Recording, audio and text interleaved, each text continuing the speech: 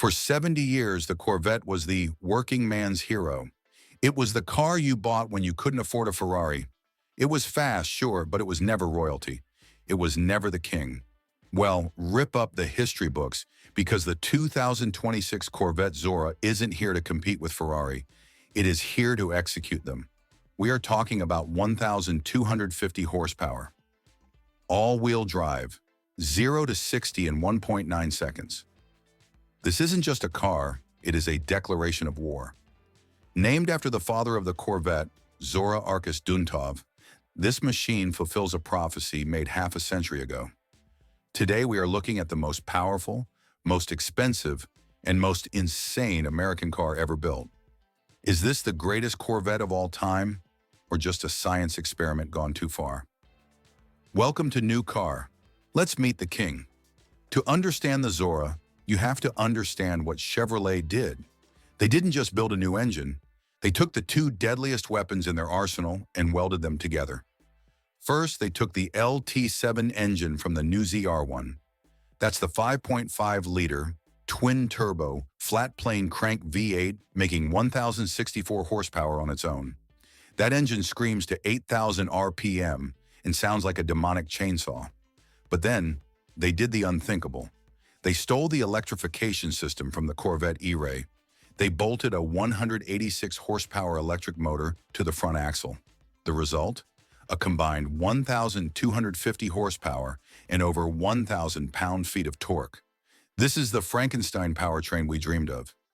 You have the violent top-end rush of massive turbos, but the electric motor fills in the bottom end with instant snap-your-neck torque.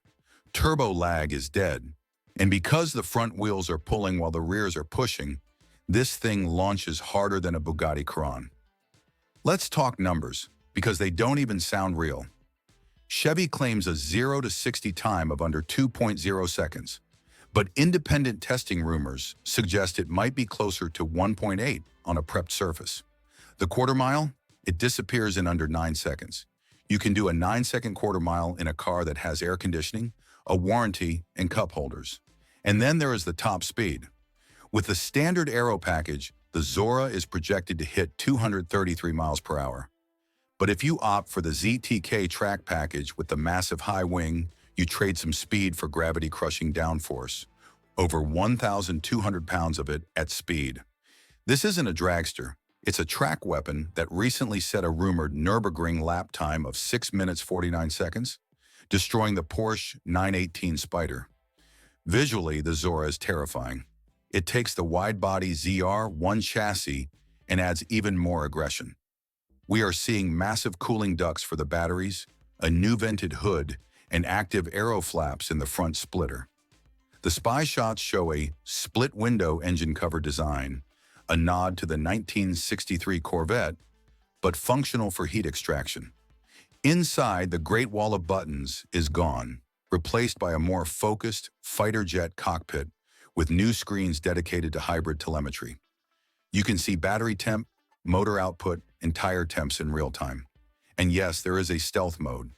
You can drive the 1,250 horsepower monster out of your neighborhood on pure electricity for about 20 miles, completely silent, before firing up the V8 and waking the dead. The 2026 Corvette Zora is expected to start around $200,000 to $250,000. That sounds expensive for a Chevy, but remember, a Ferrari SF90 costs twice as much and is slower. A Bugatti costs 10 times as much. The Zora is the ultimate bargain in the hypercar world. So here is the question. Is the Zora the perfect ending to the combustion engine era, or is it too complicated for its own good? Would you take this over a Ferrari SF90? Let me know in the comments below. Smash that like button if you're proud of American engineering, and subscribe to New Car because the hypercar wars have just begun. See you in the next one.